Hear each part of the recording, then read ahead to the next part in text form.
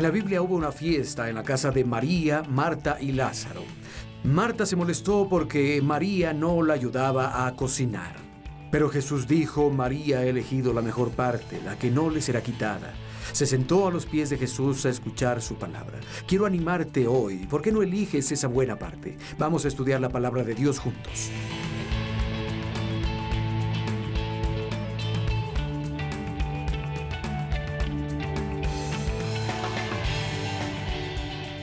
Algunos conocen fragmentos de mi historia. Estaba reflexionando esta tarde y sentí que debía compartirles más de mi historia y compartir de la palabra. Fui criado en el área, en una buena familia, no eran creyentes. Yo nunca escuché la palabra de niño y me desvié un poco y no puedo culpar a nada más que a mi propia naturaleza excesiva en la carne.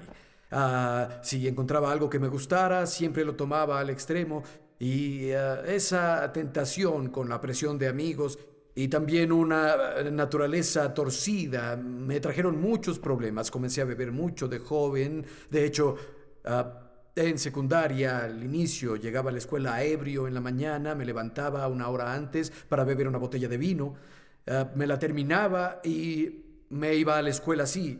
Seguido estuve ebrio en la escuela y después terminé usando drogas también y las cosas en realidad pasaron de mal a peor y si me hubieran visto creerían que era normal. Jugaba béisbol, hacía deporte, todo eso, pero había otras cosas también en mi vida. Como dije, es un milagro que viviera suficiente para ser salvado. Me desmayé al volante más de una vez y una vez en la carretera. Nunca salí herido, milagrosamente. Una vez desperté, me había desmayado al volante y desperté con un tren que pasaba. Choqué mi auto a unos metros de la vía del tren y el tren pasó zumbando en la mañana. Me despertó, bajé, toqué una puerta, una señora abrió y dije: disculpe, ¿en qué ciudad estoy? No tenía idea de dónde estaba, ni en qué ciudad estaba. Me perdí. Ese tipo de cosas me pasaban seguido. Y lo último, cuando supe que estaba en problemas, fue cuando estaba en el patio de alguien y tenía las manos llenas de pasto y la boca llena de pasto. Había estado comiendo pasto del patio de alguien por el excesivo uso de drogas. Y recuerdo que esa noche pensé: Bayless, tienes un problema. Y si no te vas de aquí, terminarás en la tumba. Y decidí dejar California del Sur y alejarme de mis amigos, ya no usar drogas. Se acabó, me mudé a Oregon. Tomé un pequeño lote de drogas por si acaso sentía un momento de debilidad. Lo que pasó el primer día, me encontré con un traficante que conocía desde Long Beach, en Ashland, Oregon.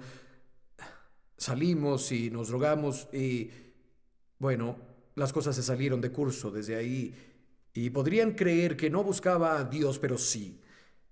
Ah, Nunca había oído el Evangelio, tenía veintitantos. Ningún ser humano me había contado la historia de la redención. Ningún ser humano me había dicho que Jesucristo estaba vivo. Ningún ser humano me había contado la historia de la salvación. Nadie. Y uno de mis mejores amigos había dejado la secundaria. Fuimos amigos desde la primaria. Dejó la secundaria y se volvió Hare Krishna. Se cambió el nombre a Bopadet.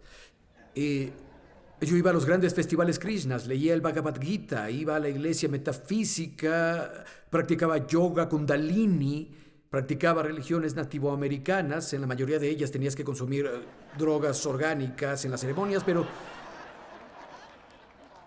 buscaba a Dios. Incluso visité a una señora que vivía en la montaña que decía que cuando se veían platillos voladores, los aliens le hablaban. Fui a visitarla, estaba buscando la verdad y consideré la cristiandad. Tenía esta lista mental, era lo último en mi lista. Y bueno, yo estaba ahí, pero finalmente iba a echarle un vistazo y mi novia me dio unas drogas una noche. Debía dárselas como a 10 amigos, pero en lugar de eso tomé todo el paquete yo solo. Casi muero esa noche. Fue una mala noche. Y al día siguiente estaba extremadamente deprimido y Caminaba por un parque, el Parque Lithia, en Ashland, Oregon.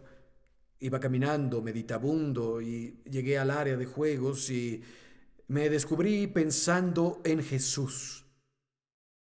Pero no era el Jesús de la Biblia, era el Jesús, el gurú, Jesús, el buen maestro, Jesús, un gran chico y el modelo a seguir. Pero estaba pensando en Jesús. Intentaba pensar en algo más y mi mente volvía a Jesús como si alguien me pusiera pensamientos.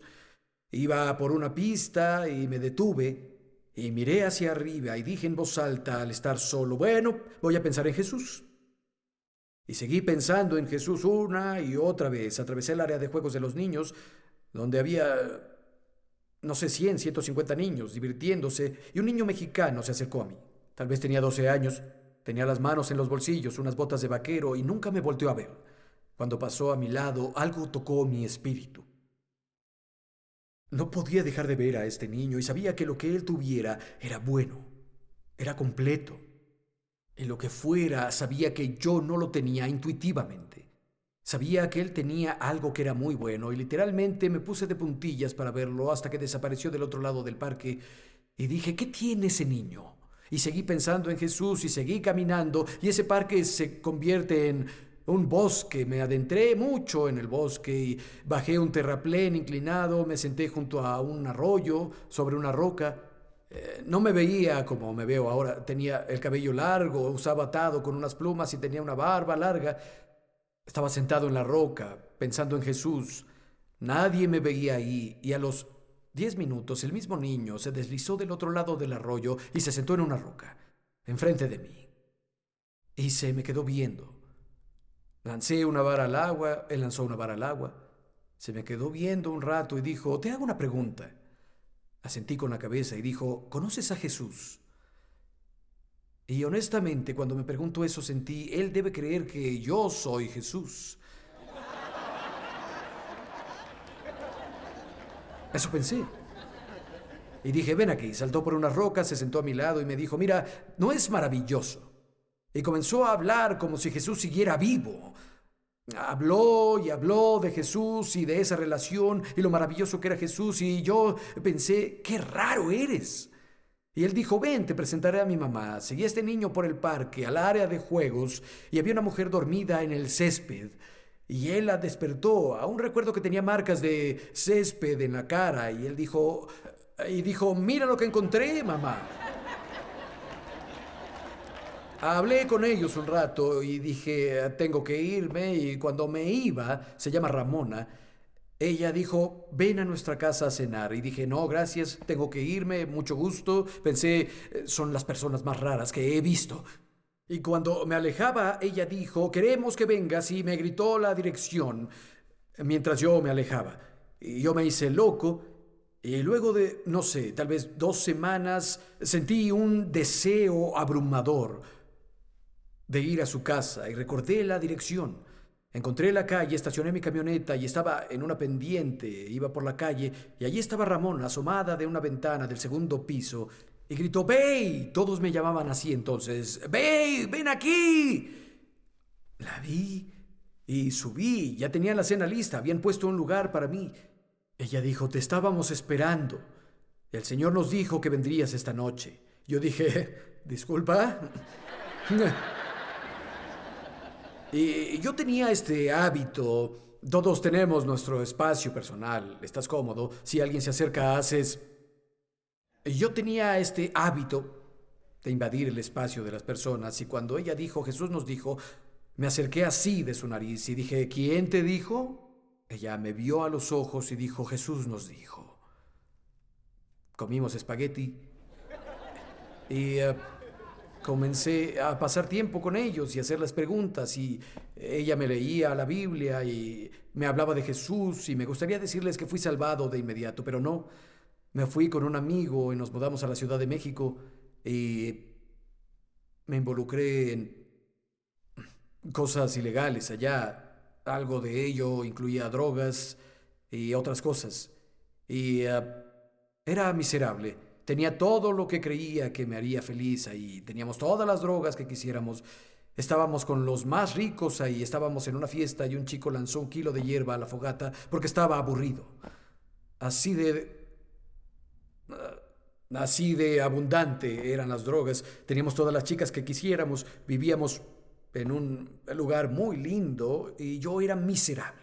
En ese entonces había 11 millones de personas en la Ciudad de México, ahora son 27 millones o algo así. Pero recuerdo que en el piso treinta y tantos en el que vivíamos, nos embriagábamos diario y veíamos las luces de la ciudad. Yo pensaba, ¿por qué soy tan miserable? Tengo todo lo que creí que me haría feliz. Tengo chicas, tengo drogas, tengo mucho dinero y soy miserable. Y decidí volver a Oregon a buscar a ese niño y a su madre. Le dije a mis amigos, me voy cuando, les dije ahora. Subí a mi camioneta, compré una caja de cuartos de cerveza, no dejé de tomarla y conduje 5.000 kilómetros de la Ciudad de México hasta Oregon. Subí a personas, les daba una cerveza y conduje hasta Oregon. Encontré a estas personas y cada vez estaba más convencido de que había algo con este asunto de Jesús. Pero tenía dudas sin respuestas y mis amigos tenían preguntas para las que yo no tenía respuestas. Y dije, no sé, algo me dice que esto es real. Y me quedé con unos amigos una noche. Ellos vivían en las montañas en una ruta aislada y salí para recostarme en el toldo de mi camioneta. Y estaba viendo el cielo, era muy entrada la noche y fue la primera vez en mi vida que recuerdo haber orado. Dije, Dios, si esto es real y Jesús es tu hijo, y toda esta historia sobre la salvación es real, ¿qué dices de esto? Le hice una pregunta a Dios y no escuché nada. Le hice a Dios otra pregunta y nada. Y comencé a llorar. Comencé a gritarle a Dios y grité otra pregunta. ¿Qué hay de esto? ¿Qué hay de aquello? Grité 2 o 3 preguntas y nada. Me sequé las lágrimas, me bajé del toldo de mi camioneta y me fui a dormir. Y al día siguiente algo impresionante me pasó. Dios me habló. No sé cómo supe que era Dios, pero intuitivamente sabía que era Dios. Dijo, quiero que vayas a la casa de Ramona. Lo escuché aquí, tan claro como cualquier otra cosa en mi vida. Lo escuché en mi corazón. Quiero que vayas a casa de Ramona. Y sabía que era Dios. Conduje allá y ellos iban a salir. Dije, ¿a dónde van? Vamos al siguiente pueblo, a Medford, a una misión callejera. Dios me habló una segunda vez, tan claro como cualquier otra cosa. Quiero que vayas con ellos. En lugar de asentir internamente, dije, no, no lo creo. No quiero ir. En mi corazón dije, Dios escucha, hagamos un trato. Si me invitan, iré. De inmediato Ramona se gira, me apunta y dice, ve, ¿vas con nosotros? Dije, sí. Entonces fuimos, me senté en primera fila, tenía un pantalón naranja entallado con grandes franjas amarillas a los lados y unas botas grandes. Me senté en primera fila con los brazos cruzados. Pensé, está bien. Tenían estos atriles gigantes ahí y una mujer pequeña se paró enfrente, cantó unas canciones y luego dio un testimonio. No tenía idea de qué significaba. Procedió a citar palabra por palabra la primera pregunta que le hice a Dios la noche anterior, acostado sobre el toldo de mi camioneta en las montañas, y compartió la respuesta de la Biblia. Y comencé a llorar. Un chico se levantó a dar testimonio, pero en lugar de eso, citó la segunda pregunta que le hice a Dios la noche anterior sobre mi camioneta. Compartió la respuesta de la Biblia. Alguien se paró después de él y citó las preguntas que le había gritado a Dios. Y compartió la respuesta. Para entonces yo estaba en primera fila llorando descontroladamente. Me di cuenta de que era real. Me di cuenta de que era especial. Y esa noche fui la única persona que respondió cuando hicieron la invitación. Y recuerdo que había un chico llamado Andy Green. De hecho, él comenzó la primera capilla Calvario en Ashland, Oregon. Y Andy me sostuvo mientras lloraba. Lloré y lloré y lloré y lloré y lloré y lloré y lloré más. Porque vi que era verdad. Dios me había aceptado. Y saben, impusieron las manos y oraron por mí. Nunca más volví a usar una droga en mi cuerpo. Ya pasaron 37 años. Fui libre esa noche. Y Dios nos encuentra a todos donde lo necesitamos. Dios sabía cuando lo necesitaba. Quiero decirte algo, no creo que sea una coincidencia que estés aquí. Hay un Dios en el cielo que conoce tu nombre. te ama incondicionalmente. Quiere que lo conozcas. Lean un par de versos conmigo, por favor. Segunda de Corintios capítulo 5, verso 16. Así que de ahora en adelante no consideraremos a nadie según la carne. Aunque antes conocíamos a Cristo en la carne, ya no lo conocemos así ahora. Les voy a citar otra traducción. Escuchen esto. Dejamos de valorar a otros por lo que el mundo piensa de ellos. Antes, equivocadamente, valorábamos a Cristo así, como si fuera un simple ser humano. Ahora pienso muy diferente. Pensé que Jesús era un hombre normal y me equivocaba. Isaías dijo de Jesús: no hay belleza en él para que no lo deseemos, ni señorío, ni majestad. Solo era el hijo de un carpintero que se veía muy ordinario. Pero qué declaración tan equivocada. Por fuera tal vez parecía normal, pero adentro era una deidad. Dios en la carne. Y Pablo, cuando les escribe a los Corintios, dice: escuchen cómo nos equivocamos con Jesús al juzgarlo por fuera. Estuvo mal. Hemos aprendido a no hacer eso con las personas. Ya no vemos a las personas desde un punto de vista mundano. ¿Por qué? Verso 17 nos dice por qué. Por lo tanto, si alguno está en Cristo, es una nueva creación.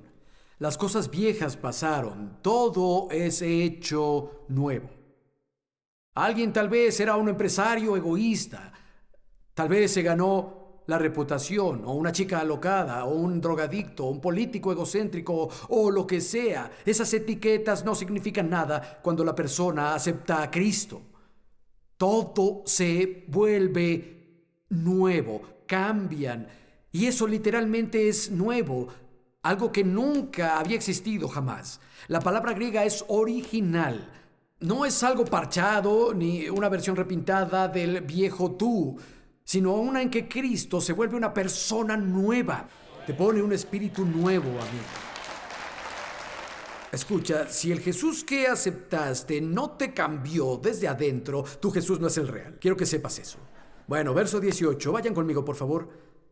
Todas las cosas son de Dios, quien nos reconcilió consigo mismo en Cristo y nos dio el ministerio de la reconciliación. Bueno, todas las cosas son de Dios. En otras palabras, Dios es el único que ha hecho esto. Tú no lo hiciste. Yo no lo hice. No es un sacrificio personal, no son buenas obras, es solo gracia. Dios es el comienzo, Dios en medio, Dios al final. Por gracia fuiste salvado a través de la fe, no por obras, para que nadie se vanaglorie. Amigo, no es por tu sacrificio personal. No es por obras buenas que eres justo ante Dios. No es por dar una ofrenda lo que te hace justo ante Dios. Es el aceptar a su Hijo Jesucristo lo que te hace justo. Quiero que noten lo que dijo. Todo es de Dios. Es decir, Dios hizo esto, quien nos reconcilió consigo mismo. Es una relación, no es sobre religión. Dios nos reconcilió consigo mismo. Esa noche, en esa misión en Medford, Oregon, conocí a mi Creador. Llegué a tener una relación, en un caminar, hablar, vivir y respirar con Dios. No es un ritual, no es una ceremonia. Me reconcilió consigo mismo. Y quiere que tú lo conozcas. El resto del verso, vean esto, verso 18. Nos reconcilió consigo a través de Jesucristo y nos dio el ministerio de la reconciliación. Fuiste llevado a Dios y Él te dio algo. Todos piensen, tengo algo. Tienes un ministerio. Dios te ha dado un ministerio.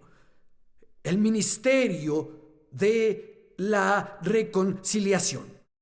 Y lo que ha pasado es que muchos han alterado el mensaje. Y en lugar de decirles que Dios personalmente se presentó en Cristo sin tomar en cuenta tus pecados, sino cancelándolos, los clavó en la cruz, cambian el mensaje a sucio pecador. Dios tiene que hacerte polvo. no es el mensaje que hay que predicar.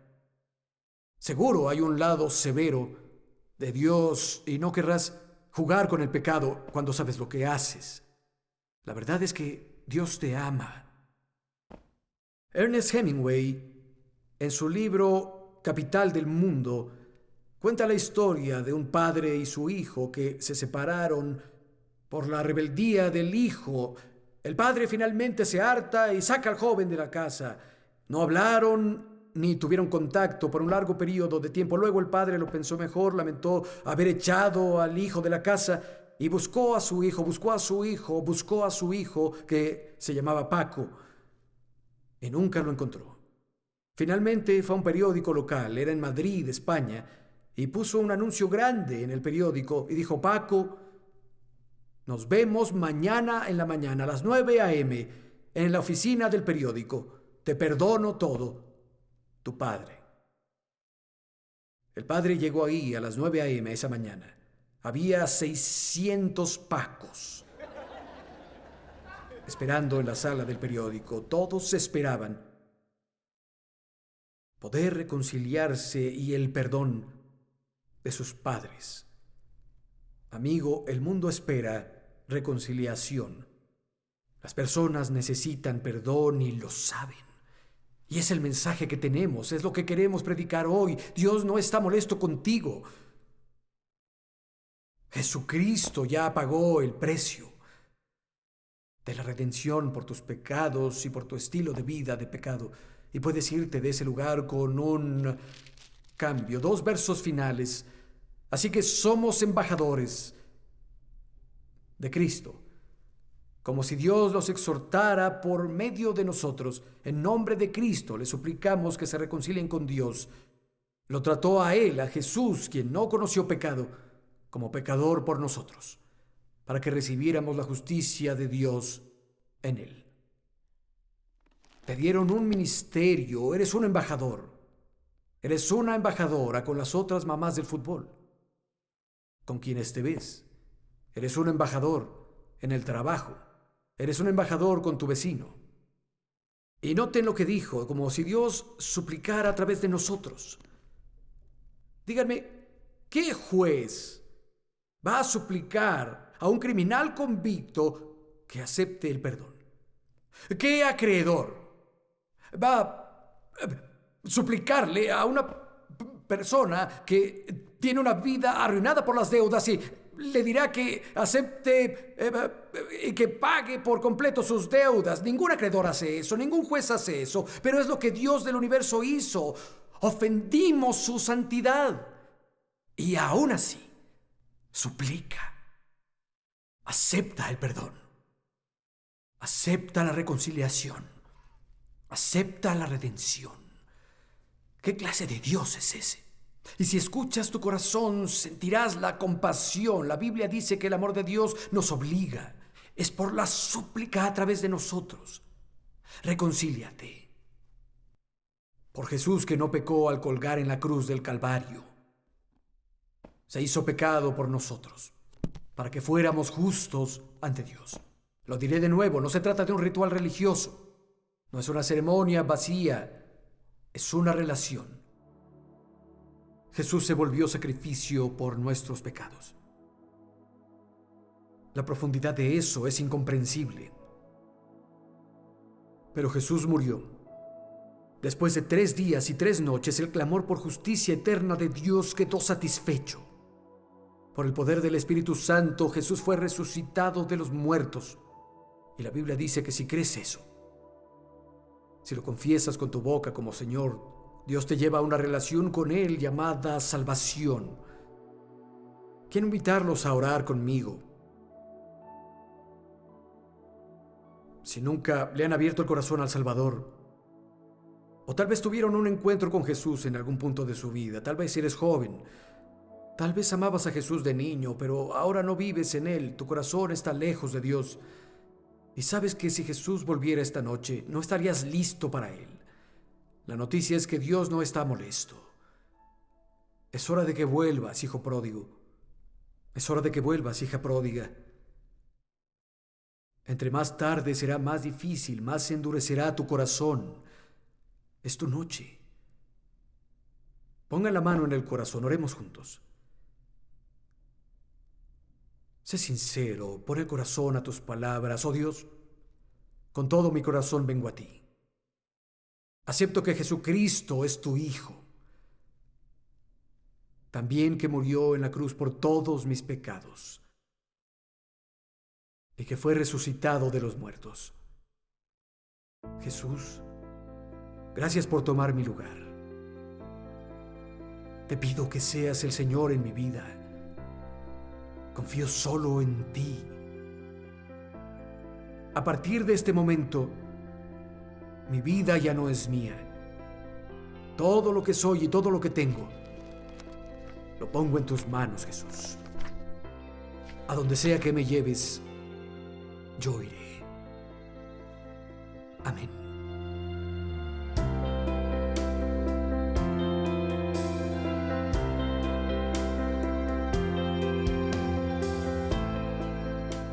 Espero que la transmisión de hoy haya sido una bendición para ti. Espero que hayas repetido la oración. Si nunca le habías abierto tu corazón a Jesús en tu vida, Él nunca te defraudará. Y te pediré un favor hoy. Si nunca has enviado correspondencia, nos encantaría saber de ti y conocer tu historia. Si la transmisión ha tocado tu vida, envíanos un email, escríbeme una carta. Eso animará a mi corazón y el corazón de todo nuestro equipo. Dinos si has estado viéndonos, si la transmisión te ha servido a un ser querido. Espero saber de ti. Hasta la próxima. Bendiciones.